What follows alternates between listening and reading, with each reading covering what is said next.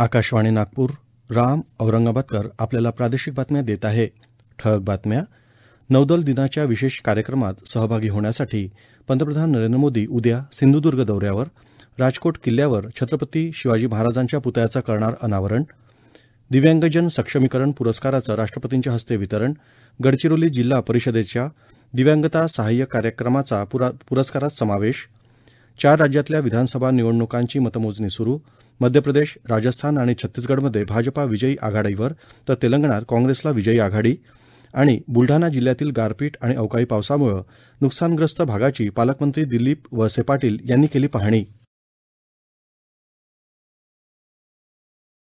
नौदल दिनाच्या विशेष कार्यक्रमात सहभागी होण्यासाठी पंतप्रधान नरेंद्र मोदी उद्या सिंधुदुर्ग जिल्ह्यात येणार असून यावेळी सिंधुदुर्गातील तारकर्ली इथल्या समुद्रकिनाऱ्यावर भारतीय नौदलाची जहाजं, पाणबुड्या, विमानं आणि विशेष दलांची प्रात्यक्षिकं सादर केली जाणार आहेत. यावेळी मोदी यांच्या हस्ते राजकोट किल्ल्यावर छत्रपती शिवाजी महाराजांच्या पुतळ्याचं अनावरणही करण्यात येणार आहे. 1971च्या भारत-पाक युद्धात पाकिस्तानविरुद्ध सुरू केलेल्या ऑपरेशन ट्रायडंटच्या स्मरणार्थ दरवर्षी 4 डिसेंबरला भारतीय नौदल दिन साजरा केला जातो. महाराष्ट्रात मुख्यमंत्री माझी शाळा सुंदर शाळा अभियान येत्या मंगळवारपासून राबवलं जाणार असून अभियानाचं उद्घाटन राजभवन इथं होणार असल्याचं शिक्षण मंत्री दीपक केसरकर यांनी काल मुंबईत पत्रकार परिषदेत सांगितलं. शाळांमधल्या पायाभूत सुविधा सुधाराव्यात, शाळांमध्ये स्पर्धात्मक वातावरण तयार व्हावं, निर्णय क्षमतेत विद्यार्थ्यांचा सहभाग वाढावा, तसंच आरोग्य, पर्यावरण, कौशल्य विकास आणि आर्थिक साक्षरता वाढीला लागावी यासाठी हे अभियान चालवण्यात येणार आहे. राज्याची शाळा दत्तक योजना, वाचन चळवळ, माझी शाळा माझं अंगण आणि स्वच्छता मोहिमेच्या दुसऱ्या टप्प्याचं प्रदर्शनही आणि उद्घाटन याच कार्यक्रमात होणार आहे. 4 राज्यांमध्ये झालेल्या निवडणुकीत भाजप पक्षाला चांगला विजय मिळाला असून काँग्रेस पक्ष आणि मित्रपक्ष नेमके कुठे कमी पडले याबाबत लवकरच दिल्लीमध्ये खडगे यांच्या नेतृत्वाखाली बैठक होईल. तुर्तास्तरी या 4 राज्यांच्या निवडणुकीचा निकालाचा महाराष्ट्र राज्यावर काही परिणाम होणार नाही असं मत राष्ट्रवादी काँग्रेसचे पक्षाध्यक्ष खासदार शरद पवार यांनी सातारा दौऱ्यात पत्रकार परिषदेमध्ये व्यक्त केलं. उपमुख्यमंत्री अजित पवार यांनी बारामती, सातारा, रायगड आदी लोकसभेच्या जागेवर हक्क सांगितला. याबाबत आपलं मत काय असं विचारलं असता त्यांनी स्पष्ट केलं की लोकशाहीमध्ये कोणालाही निवडणूक लढवण्याचा अधिकार आहे, मात्र सर्व ठिकाणी राष्ट्रवादीचे उमेदवार निवडणुकीमध्ये उभे करून त्यांना जिंकून देखील आणणार असा विश्वास शरद पवार यांनी व्यक्त केला. सध्या राज्यामध्ये मराठा आणि ओबीसी समाजामध्ये आरक्षणावरून संभ्रम निर्माण झाला असून जरांगे पाटील आणि छगन भुजबळ यांच्या भाषणांमधून तीव्र जातीय तेढ पसरला आहे. याबाबत खासदार शरद पवार यांनी सांगितलं की राज्य सरकारनं बनवलेल्या सर्वपक्षीय बैठकीमध्ये मराठा समाजाला आरक्षणात देण्याबाबत एकमत झालं असून कोणाचंही आरक्षण हिसकावून न घेता समन्वयानं मराठा समाजाला आरक्षण देण्याबाबत निर्णय झाला आहे. संसदेच्या हिवाळी अधिवेशनाला उद्यापासून सुरुवात होणार असून या अधिवेशनात दोन्ही सभागृहाचं कामकाज सुरळीतपणे पार पाडण्यास सर्व सदस्यांनी सहकार्य करावं यासाठी काल सरकारच्या वतीनं नवी दिल्लीत सर्वपक्षीय बैठक बोलावण्यात आली होती. हे अधिवेशन 22 डिसेंबरपर्यंत चालणार असून 19 दिवसांच्या कालावधीत एकंदर 15 सत्र होणार आहेत. आंतरराष्ट्रीय दिव्यांगजन दिनानिमित्त राष्ट्रपती द्रौपदी मुर्मू यांच्या हस्ते आज नवी दिल्ली इथं दिव्यांग व्यक्तींच्या सक्षमीकरणासाठी देण्यात येणाऱ्या राष्ट्रीय पुरस्काराचं वितरण झालं. दिव्यांगजनांचा अविरत संघर्ष आणि त्याला मिळालेलं यश हे देशाच्या इतर नागरिकांसाठी प्रेरणादायी आहे असे गौरवोद्गार राष्ट्रपतींनी यावेळी बोलताना काढलेत. जागतिक लोकसंख्येपैकी 15% दिव्यांगजन असून त्यांच्या सक्षमीकरणाला सर्वोच्च प्राधान्य असल्याचं त्या म्हणाल्यात.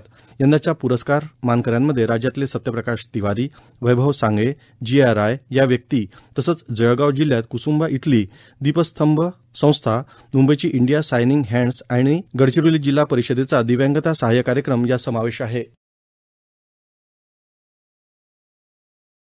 या प्रादेशिक बातम्या आपण आकाशवाणीच्या नागपूर केंद्रावरून ऐकत आहात. आमच्या केंद्रावरील सर्व बातम्या ऐकण्यासाठी आणि ताज्या घडामोडी जाणून घेण्यासाठी Marathi news Nagpur all India radio या आमच्या यूट्यूब चॅनलला नक्की सबस्क्राईब करा. मध्य प्रदेश, छत्तीसगड, राजस्थान आणि तेलंगणा या 4 राज्यांच्या विधानसभा निवडणुकीच्या मतमोजणी सुरू असून मध्य प्रदेश, छत्तीसगड आणि राजस्थानमध्ये भाजपानं विजयी आघाडी घेतली आहे. काँग्रेसनं तेलंगणामध्ये सत्ताधारी भारत राष्ट्र समितीला हरवत विजयी आघाडी घेतली आहे. निवडणूक आयोगानं मिझोरम विधानसभेच्या मतमोजणीच्या वेळापत्रकात बदल केल्यानं तिथं आजच्या ऐवजी उद्या मतमोजणी होणार आहे. राजस्थानात 200 पैकी 199 मतदारसंघात निवडणूक झाली. त्यात 115 ठिकाणी भाजपा आघाडीवर आहे. काँग्रेसचे उमेदवार 69 ठिकाणी तर अन्य उमेदवार 15 ठिकाणी आघाडीवर आहेत. मध्य प्रदेशात 230 जागांपैकी 166 जागांवर भाजपनं आघाडी मिळवली असून काँग्रेसनं 63 जागांवर आघाडी मिळवली आहे. छत्तीसगडमधल्या 90 जागांपैकी 54 जागांवर भाजपच्या उमेदवारांना आघाडी मिळाली असून 36 ठिकाणी काँग्रेसचे उमेदवार प्रतिस्पर्ध्यांच्या पुढे आहेत.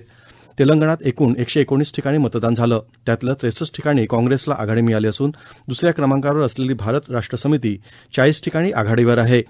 भाजपाला 9 जागांवर आघाडी मिळाली असून AIMIMचे उमेदवार 6 ठिकाणी आघाडीवर आहेत. दरम्यान 4 राज्यात झालेल्या निवडणुकांमध्ये एकूण 639 जागांपैकी भारतीय जनता पक्षाने 339 जागा जिंकल्यात. भाजपाच्या मतदानाची टक्केवारी सुद्धा छत्तीसगडमध्ये 14% तर मध्य प्रदेश आणि तेलंगणामध्ये 10% वाढली.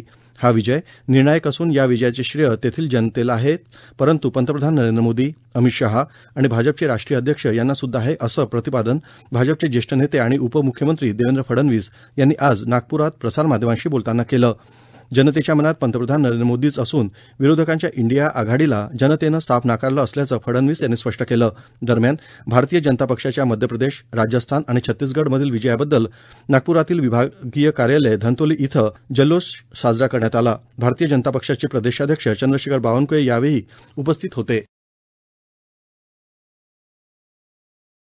भारतरत्न डॉ. बाबासाहेब आंबेडकर यांच्या महापरिनिर्वाण दिनानिमित्त चैत्यभूमीवर अभिवादनासाठी येणाऱ्या अनुयायांसाठी राज्य शासन आणि मुंबई मनपामार्फत करण्यात आलेल्या सोयीसुविधांची पाहणी आज मुख्यमंत्री एकनाथ शिंदे यांनी केली. यावेळी चैत्यभूमी इथं जाऊन मुख्यमंत्र्यांनी बाबासाहेबांना अभिवादन केलं. महापरिनिर्वाण दिनाच्या पूर्वसंध्येपासून ते 6 डिसेंबरपर्यंत आलेल्या अनुयायांच्या भोजनाची व्यवस्था करण्याच्या सूचना मुख्यमंत्र्यांनी दिल्यात. ज्या ठिकाणी भोजनाची सोय करण्यात आली आहे त्याची पाहणी देखील त्यांनी यावेळी केली.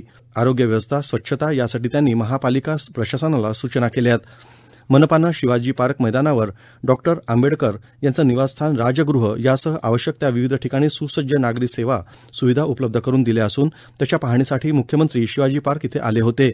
यावेळी राज्य आणि देशभरातून आलेल्या अनुयायांशी मुख्यमंत्र्यांनी संवाद साधला, त्यांच्या निवास आणि भोजनाच्या सुविधेची माहिती घेतली. सरकारच्या सर्व योजनांची सांगोपांग माहिती देशाच्या कानाकोपऱ्यात पोहोचवणं हा विकसित भारत संकल्प यात्रेचा उद्देश असल्याचं केंद्रीय राज्यमंत्री डॉ. एल. मुरुगन यांनी सांगितलं. डॉ. मुरुगन यांनी काल दक्षिणेकडील राज्यांमधल्या माहिती आणि प्रसारण मंत्रालयाच्या विभागीय प्रमुखांशी दूरस्थ पद्धतीनं संवाद साधला. यावेळी बोलताना त्यांनी उत्तरेकडील राज्यांमध्ये ही यात्रा यशस्वीपणे पार पडली असल्याचं आणि या यात्रेच्या माध्यमातून येत्या 25 जानेवारीपूर्वी नागरिकांना सरकारी योजनांचा लाभ मिळावा असं सांगितलं. केंद्र सरकारच्या विविध विभागांमधल्या तसंच सार्वजनिक उपक्रमांच्या अधिकाऱ्यांनी ग्रामपंचायतींना उत्सुकतेनं भेट देऊन शेतीसाठी ड्रोन तंत्रज्ञानाचा कशाप्रकारे वापर करता येईल हे दाखवून द्यावं असंही त्यांनी यावेळी सूचित केलं. आंतरराष्ट्रीय स्तरावरच्या पर्यटन नकाशामध्ये ताडोबा अंधारी व्याघ्र प्रकल्पाचा समावेश आहे. ही चंद्रपूर जिल्ह्यासाठी अतिशय अभिमानास्पद बाब असून पर्यावरण तसंच वनाचं महत्त्व समजण्यासाठी ताडोबा पर्यटन ही महत्त्वाची गोष्ट झाली असून हे एक चालतं बोलतं विद्यापीठच आहे असे विचार राज्याचे वनमंत्री सुधीर मुनगंटीवार यांनी व्यक्त केले. ताडोबा व्याघ्र प्रकल्पातील सफारीकरिता पर्यटन वाहनांचं लोकार्पण करताना ते बोलत होते. पोलीस खबऱ्या असल्याच्या संशयावरून नक्षल्यांनी काल रात्री गडचिरोलीच्या कोरची तालुक्यातील मुरकुटी इथल्या एका इसमाची गळा आवळून हत्या करण्यात आली. चमरा मडावी असं मृताचं नाव असून मागील 18 दिवसात नक्षल्यांनी केलेली ही 4थी हत्या आहे. या घटनेमुळे परिसरात दहशत पसरली आहे. 2 डिसेंबरपासून नक्षल्यांचा PLGA सप्ताह सुरू झाला असून हा सप्ताह 8 तारखेपर्यंत चालणार आहे. या सप्ताहात नक्षलवादी हिंसक कारवाया करतात. वादळ, गारांसह पडलेल्या पावसामुळे बुलढाणा जिल्ह्यातील 36,095 हेक्टर अर्थात 1,00,000 एकरांवरील पिकांचं नुकसान झाल्याचा कृषी विभागाचा अहवाल आहे.